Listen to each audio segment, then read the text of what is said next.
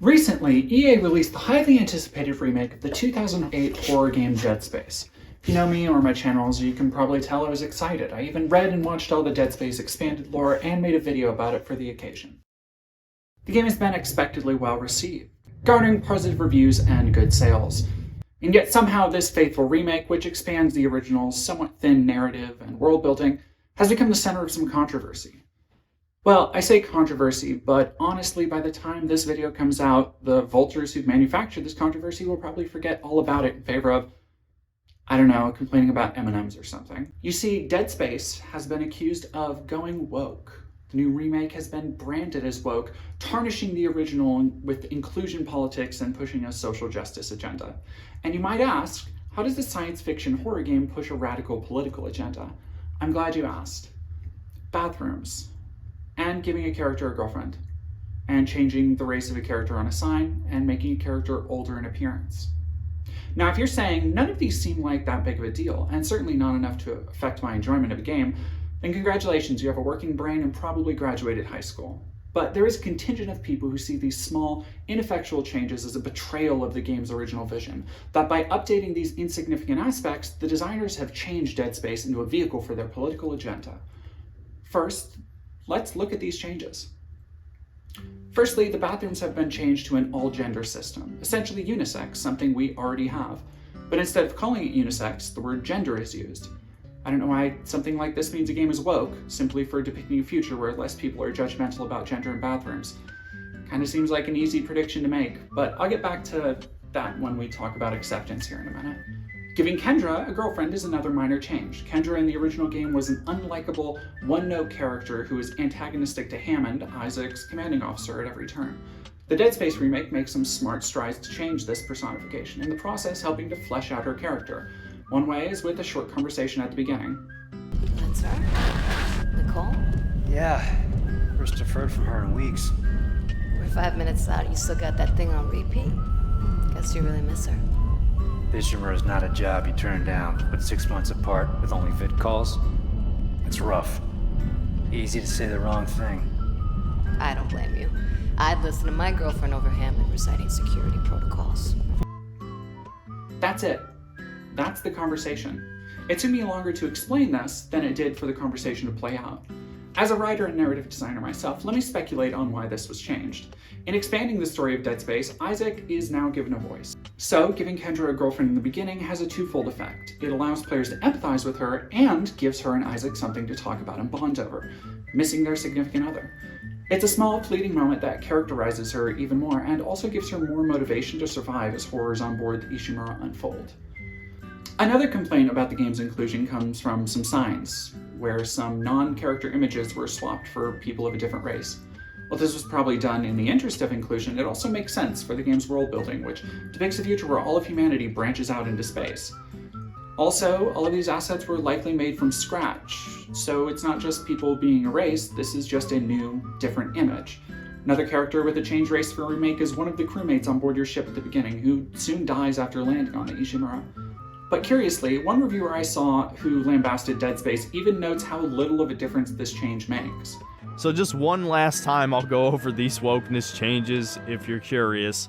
One, the Hellion crew has been diversified, notably one now being a black woman.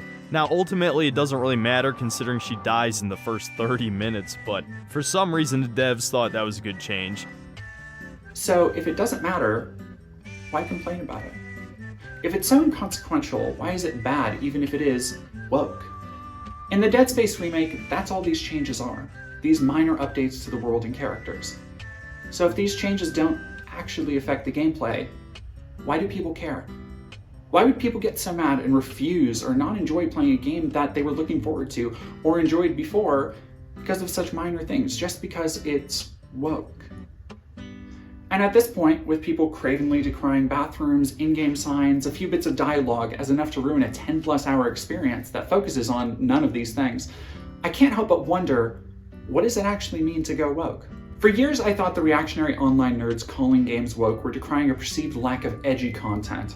I've seen games and films be called woke for toning down sexuality, like the modern Mortal Kombat games, or putting trigger warnings and allowing brutal violent content to be disabled, like in many Call of Duty games. Dead Space does have a trigger warning for content like suicide and self-harm, and it was likewise criticized because apparently somehow people might be soft for wanting to get warned. People will say it's a horror game, duh, there's going to be lots of gore, without actually considering that horror, being a broad genre, might not have that. Like Amnesia and Splatterhouse both have horror elements. If you show a teen Poltergeist and then say, hey, if you like that, check out the movie Hostel, those two aren't the same.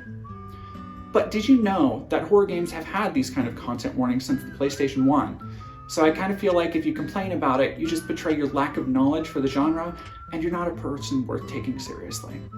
But all of that aside, how is a content warning wokeness? How does that fit in a political agenda with changing a character on a sign? I can understand an argument on how changing the sign might be promoting inclusion, and that might be woke, but how does that then factor into an all-gender bathroom, something that is literally for everyone? Well, it's because when people call something so minor woke, or accuse a game or piece of media of pushing an agenda, they're doing something called dog whistling. To the average person, those unaccustomed to internet cesspits, it just seems like nerds complaining. But to the trained ear, they're communicating an idea through calling something woke. That the piece of media is bad not because of any inherent qualities, but because of what it represents. The decay of a perceived norm that might jeopardize them personally.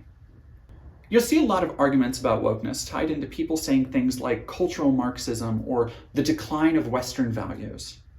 And it just all gets jumbled together in a messy soup of words that you can only decode if you know what they're actually saying. See, wokeness, what it means and the culture around it, has changed a lot in the last decade. So, to see how a video game bathroom is a sign of cultural decay in the West, let's head to the front lines of the culture war. You see, the culture war is a term terminally online losers like to use to refer to a shifting tide of acceptance. It's the idea that socio-political issues like transgender rights, races mixing and coming together, and immigration are somehow two-sided issues, that one side is morally wrong and one is right. Instead of espousing values like tolerance and acceptance, it turns every minority and in-group into a battle in the hearts and minds of Americans. Battles which are most often seen as fought through media, aka the culture. Because media plays a huge role in how people can be exposed to new ideas, and how they can become more accepting over time. Now, before we dig into the culture war and the proliferation of the woke agenda, let's look at what acceptance is and what it looks like. Broadly, acceptance happens when a society becomes more exposed to a minority group. It's usually met with backlash and bigotry, but ultimately most rational people will come to see and accept that the minority group isn't that different, that they're just people who want to live happy lives like everybody else. And in some groups, like gay or trans people, that acceptance will lead to more people being comfortable coming out and living as their idealized or true selves. In a microcosm, we can see this play out with left-handedness, where it was eventually less discriminated against by teachers and accepted as completely normal and a fine way for a kid to grow up. This, of course, led to more left-handed people over time. You can also see evidence of these shifting tides of acceptance in everything from more open-minded attitudes about races to being more accepting of sexuality. Because ultimately, the thing that will change somebody's mind about something is exposure to the group itself. Lived experience, not just what some people say on the internet. If you know a trans person, you're more likely to be supportive of them in their struggles. However, these changes are gradual and usually generational, with each subsequent generation tending to be more accepting than the last. One study found that a large reason more Gen Z and millennials are coming out as queer or LGBTQ is because of a wider acceptance among their peers compared to Gen X and Boomers. Does this mean there are less Gen X and Boomers who were queer? No, it just means that it wasn't as accepted. But we'll come back to that more in a bit. Now, back to the culture war, where every social issue is a potential battlefield and the primary ammunition is the word woke. Woke is basically shorthand for most sides of the internet culture war, disambiguated from its original meaning as part of African American vernacular, generally meaning to be politically active and particularly attentive to racial injustice. Now it's mostly used as a broad pejorative. It's slang, encapsulating any number of issues in the culture war, but ultimately meaning the same thing no matter how it's used. When somebody says something is woke, chances are they mean that because something is promoting acceptance, it's bad. If something features a strong female lead, it might be called woke for trying to appeal to a feminine audience. We've seen plenty of examples of internet hatred lobbed at franchises like Star Wars, where Rey was decried as an unrealistic Mary Sue because she could fight. Other legacy franchises decried as woke include Terminator, which had 3 female leads for the last film, and Star Trek, which has a number of strong female characters. These franchises all have a number of things in common, aside from making nerds mad, but maybe most importantly, they all featured strong women who could fight well before anybody even thought of the words culture war. So why are they being criticized now? Alien featured a strong female lead with short hair. Aliens featured a masculine woman with a shaved head. To nerds, these are unimpeachable classics. But now short hair or shaved heads in character design is seen as bad. It's seen as woke. The fine print may vary for why people will call these franchises woke, ranging from including non-binary characters to the way a particular character's hair is cut or colored, but the point is the same. If you're trying to appeal to a broad audience and featuring somebody from a perceived minority group, you're probably woke. And I say perceived minority group because the people who most often are caught complaining about these things are usually straight white men. It's no surprise that straight white men have seen a lot of themselves in media. For most Gen X and millennials in online spaces, they've been watching themselves in cartoons and movies since they were literal children. And sure, there have been female characters and people of color occasionally, but rarely were they the center of attention. So is it nostalgia? Or feeling threatened that the things you grew up with and helped define you might not solely belong to you that drives them?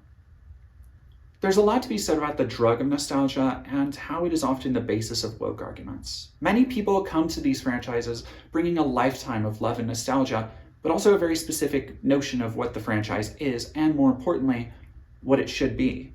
And when the franchise doesn't align with those preconceived notions exactly, it doesn't get blamed on lackluster creators, the never-ending churn of Hollywood just regurgitating IP, or just personal preference. Instead, the product is now lacking because it went woke, so it went broke. And here's the real problem with just calling things woke.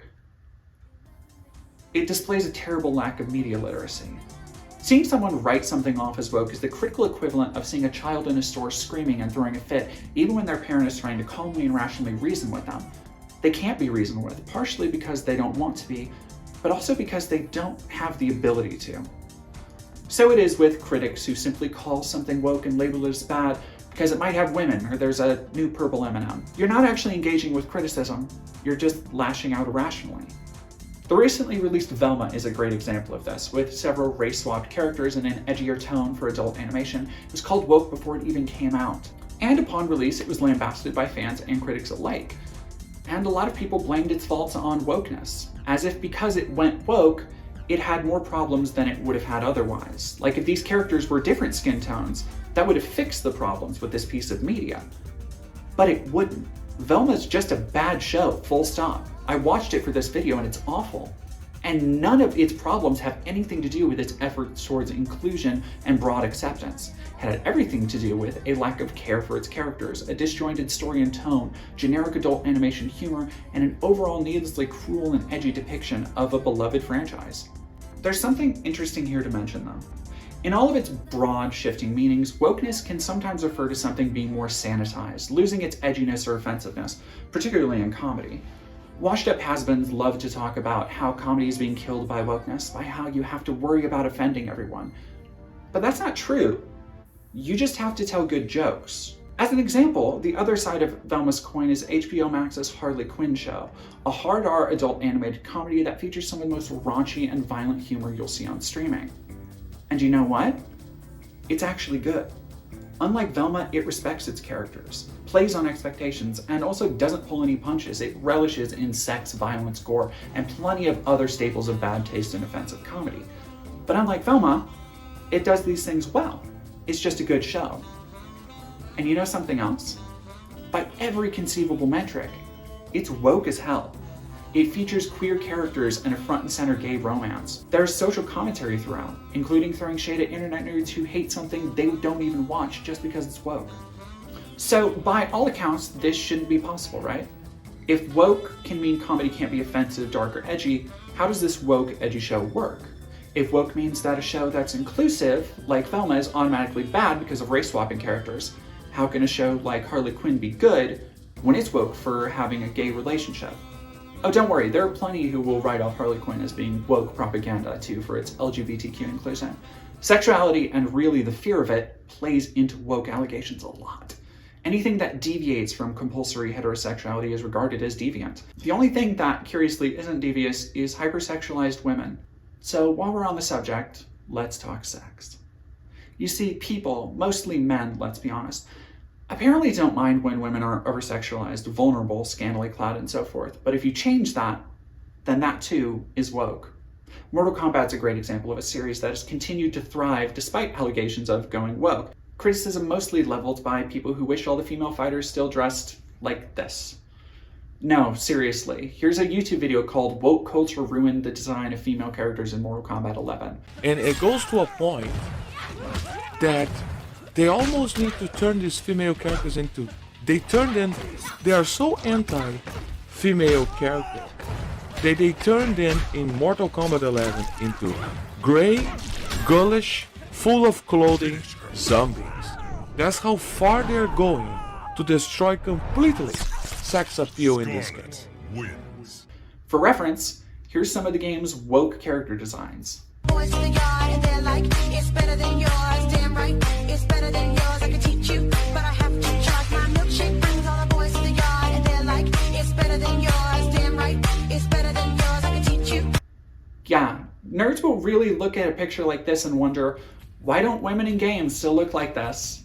Why doesn't every character with tits look like a stripper at a Halloween party who just picked up a Ninja Turtles weapons? Where a normal person will see this picture and ask, where are her internal organs? See, there are no shortage of critiques against modern media, games in particular, where having more realistically depicted women will get you labeled as woke. It doesn't refer to physical attractiveness in the face, so much as it does how much the character resembles a blow-up doll. Like seriously, the amount of people online who say that objectively attractive people with plenty of feminine qualities look like men is insane to me. I think sometimes straight men don't even actually like women. To say nothing of the fact that the pinup doll perfect character models of yesteryear came from a time before highly detailed motion capture and modeling that can make people look practically real. It's also just deeply weird. Many of the faces of characters in modern games are literally based on real people, in some cases, literal fashion models. But it seems that's still not enough.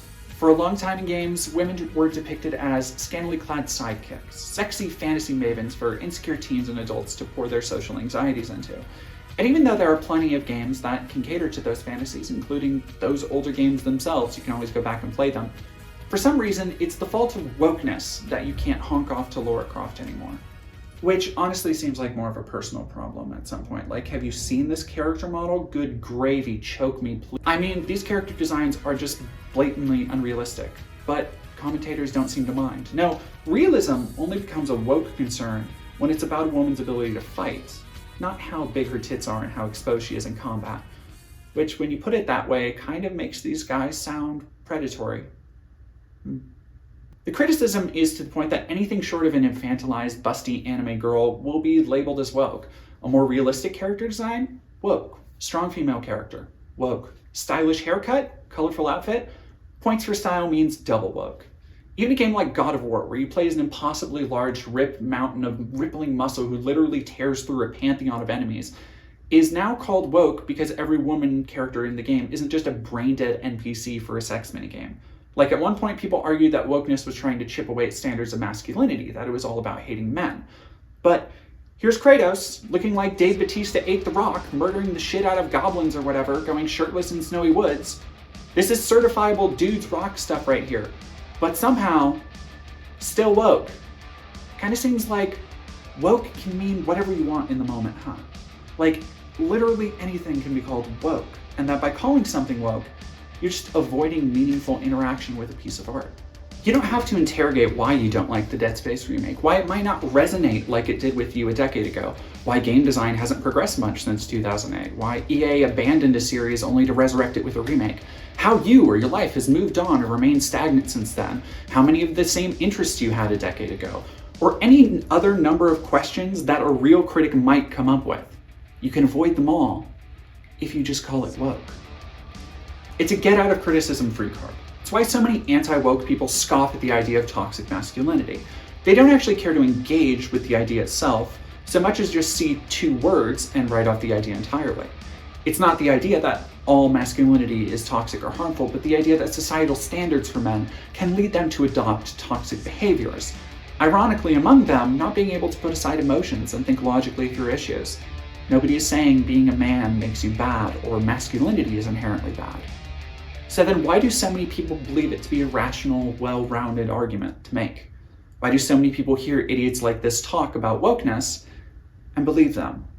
Well, for one, it's easy. You don't have to worry about the zeitgeist of keeping up with the latest games or movies. You don't have to worry about forming your own opinions on something, or maybe liking something more or less than your friends, and really deconstructing it why to find out. You can just call it woke. But aside from being easy, it also appeals to white men by giving them a united cause, a threat that dislikes them not for any of their personal qualities, but inherently. So rationally, many see it as just fighting back. Now, are there a lot of white guys who play video games, who watch Star Wars? Absolutely. But that's not all there is. So why does trying to appeal to a different demographic, even with something as inoffensive as changing a sign in Dead Space, seem to represent a mark against a piece of art? It also begs the question, who cares? Why is pushing for acceptance, for representation, seen as such a threat that something as meaningless and thin as an all-gender bathroom is seen as a blight on a remake? Because for a lot of people, things like video games are an escape from the real world. They'll commonly admit as much. They'll say they don't want gay people in their games. They don't want to play as a black woman in their games. In our consumptive society, a lot of people define themselves and others by the media they interact with. And if you interact with the good media, in this case, non-woke media, you're taking the right side of the culture war. But reading in between the lines, it's pretty clear what comments like this really get at. They want an idealized power fantasy they can escape into so they can ignore a real world full of different people. And I can't help but wonder if it's because they know deep down that if they're exposed to different perspectives, backgrounds, and kinds of people in media, it might lead them to changing their own worldview. It might lead them to be more accepting. So any push for inclusion, no matter how small or apolitical, is seen as woke. A cartoon with a black protagonist, an animated series with characters of varying body types, a robot that doesn't identify as a man or a woman, all woke, regardless of actual messaging or quality. And there's a simple explanation. Because for the people calling things woke, ideas like acceptance, representation, and more importantly, tolerance are a threat to the power they hold. Of course, not the power of all white men, just the royal white man. Big whitey, if you will. The archetypical structures dorks with Roman statue pictures like to uphold, the stuff they claim made the Western world. The things that tend to benefit white men most in the world. Not everyone, but by and large. And, as it happens, the thing that keeps the pockets of people who like to call things woke pretty full. And before somebody points me to an anti-woke black YouTuber or an anti-woke trans or woman commentator, yeah, I know. I'm not surprised people like that are out there. Plenty of people work in service of causes that directly oppose people like them. But just like those white dudes, they do it because it gets them attention. And here's the real power that they feel is threatened. It's not genuine concern for their place in the world. It's driven by consumption. What any one of these people will say is woke on any given day is determined by how many views it gets them. Just look up the quartering on YouTube. Jeremy Hambone here gets hundreds of thousands of views on some of these videos, and almost all of them cater to this kind of woke criticism, or lack thereof. And it's just a cursory watch will show how little effort he actually puts into his videos. He's had quite an effect too, inspiring no small amount of knockoff channels, all trying to get in on the low effort, high return style of video that Jeremy specializes in. He's just a guy sitting in front of a camera with his toys in the background talking about how bad things are because they're woke. Something literally any white guy with a basement can do. Now, there are plenty of other things to clown on Jeremy for, whether it's his embarrassing unkempt beard, his wife going out for pizza without him, or his habit of pissing in his own basement. But those would be low blows to bring up. Mostly because the real low-hanging fruit is how dog shit he is at his own job. It's pretty obvious from his often surface-level criticism that he doesn't really interact much with the media he features, and if he does, it can't be for any significant amount of time. His style of content is fast food. It's spewing lies, half-baked opinions, and straight-up bigotry sometimes to his impressionable and easily led audience. So then why don't more people push back? Well, when you work in volume like Jeremy does, it takes longer to break down and disprove why he's wrong about something than it does for him to come out with a half-cocked video where he mumbles between some vague talking points, regurgitating tired platitudes, sometimes contradicting himself and going wildly off topic to pad for length so the algorithm will pick it up more. But by the time anyone will have broken down why the quartering is so bad at analyzing or even just talking about media, the audience will have moved on and they won't care. He'll have 10 more videos out by then. It's a solid grift. You gotta hand it to him. Though if you're curious, plenty of other talented YouTubers like Hayes Vadim have done good takedowns of his idiocy. Lack of effort and coherence aside, just look at what is described as woke from the video titles. Fast food workers demanding a higher wage is woke? How? People need to eat, and the cost of living has never been higher, Jeremy. That's a universal problem. How is it woke? Well, remember when I was talking about the culture war, how every socio-political issue is seen as a front with a moral right and wrong? One of the many uses the word woke has is to signal to your base which one you believe is wrong. Back to the dog whistling bit. So when something is woke, opposing it puts you in the moral right. Not only do you get to skip over any meaningful criticism, engaging with any possible subtext of a work of art, and forming your own opinion that might not be 100% in line with your followers or contemporaries, but you're right to do so. You're seen as brave for pushing back against a woke agenda, for taking a stand and not bowing down to controversy. It's fitting that a dullard like Jeremy would put so little effort into his videos because I don't believe he is capable of approaching a subject with nuance. Like mentally. These issues, like the aforementioned livable wage, are nuanced with a plethora of factors. But why address any of those? His audience, which he knows is hard right-leaning, doesn't want to take the side of employees over business owners, so he can simply placate them by using tired memes a 14-year-old on 4chan would call him a boomer for, and simply call it woke. Those viewers help spread the message. It's not just on YouTube. Tucker Carlson is one of the biggest cable news shows on the planet. He spends plenty of time decrying random-ass things as woke. Why? Does he really believe that M&ms are contributing to some kind of moral decay? I seriously doubt it. But like the quartering, his surface-level criticisms don't engage with anything of substance. But they do give his viewers the illusion of a principled stance, one they can take with them when they turn off the screen. And for someone at the top like Tucker, he becomes a guide for what is or isn't woke. You don't need to consume media you might not like if it's woke or pushing an agenda. What agenda? How is it woke? It doesn't matter. All you need to do now is keep going back to the YouTube channel, keep tuning in at the same time and place, give to the Patreon, buy my book, we need your support. It's clever, really. As companies and ad agencies ride waves of societal acceptance, making commercials with mixed-race families or same-sex partners, the commentators on the sidelines have their commercials already made for them. They just have to stamp the word woke on it, and it's packaged, ready for their audience. No critical thinking or subtext needed. And some of them might say, well, corporations are trying to indoctrinate us to run our lives, as if they're anti-big business, but they're really not. There are plenty of people, like closet femboy Nick Fuentes, who will try to say that Jews are behind propaganda in games, movies, and TV. But much like Nick acting totally normal and telling his audience that liking women is gay, never having sex with a woman really makes you more heterosexual, because honestly, dating women is gay. Jews controlling the media is a lie. You want to really know what drives companies to make commercials with non-binary chocolates and mixed-race families? It's a nuanced point, which is why conservatives don't like to make it. The real reason is simple, and it's something they claim to love. The reason is capitalism. Advertisements in particular is always glommed onto other social trends present in other forms of media. So as things are represented in film, TV, and games, and if those trends gain broad popularity, advertisements and the companies that make them will tailor their new products and approach to stay current. That's why you hear so many accusations of the media as a massive conglomerate pushing this woke agenda. In reality, if someone makes something that becomes popular, advertisements will look at that and take from it. For an example, let's look at Laverne Cox, maybe the most famous trans woman in Hollywood, who isn't a total bitch. She didn't really get on the mainstream map until her breakout role in 2013's Orange is the New Black. 7 years later, she was headlining a Smirnoff commercial. Now ask yourself, is Smirnoff woke?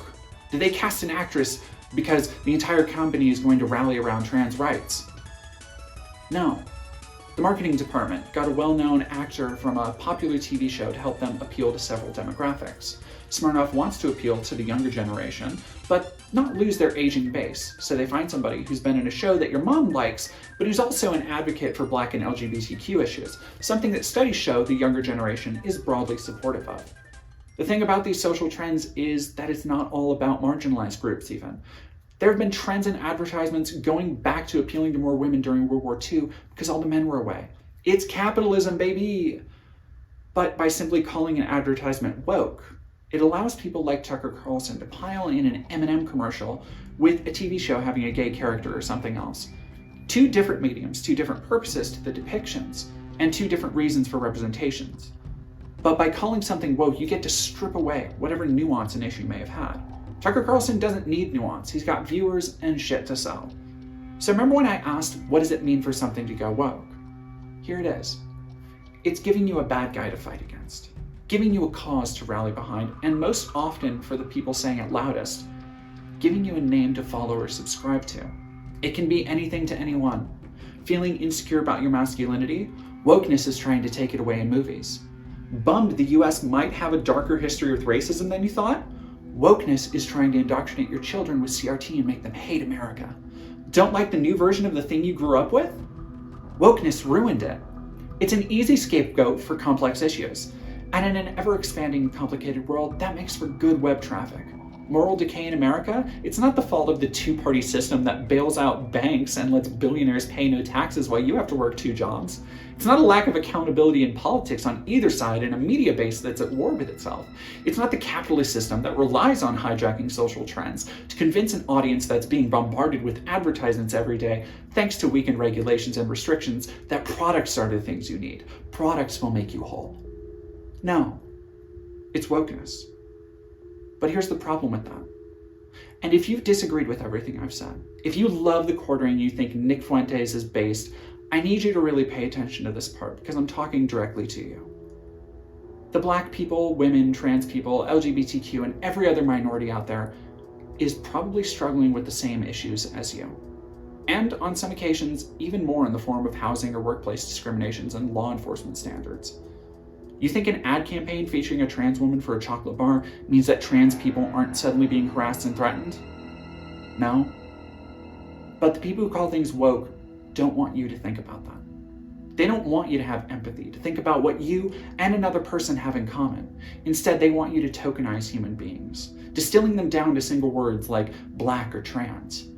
But the reality is, if you talk to a trans person about video games or any other minority about a common interest, you'd probably find more in common than you think.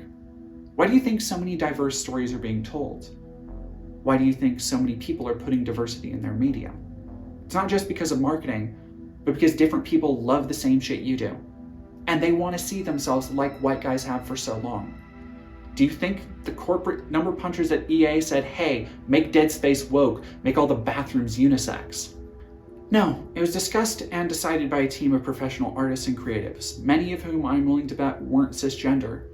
And if you say to that, well, I don't have anything in common with them, if you already like Dead Space, you actually do.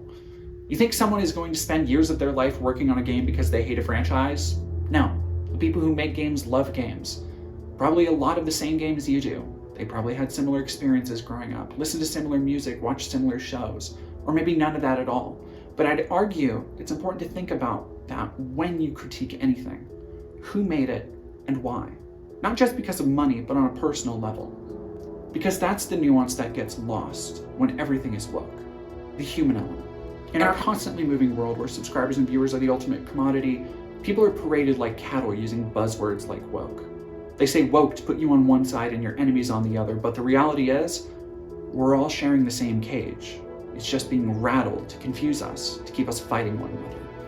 Because if we're too busy debating Dead Space's bathrooms, who's going to talk about how EA just iced the franchise a decade ago and treated its workers and studios horribly?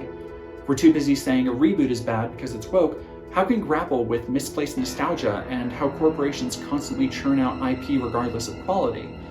If we're too busy listening to how elites run the media and they want to indoctrinate us, how can we realize we're just in a shaky cage? Woke means nothing, because everything is or can be woke. And the people telling you what is or isn't woke, what is or isn't good to consume, really don't want you to think about it too much.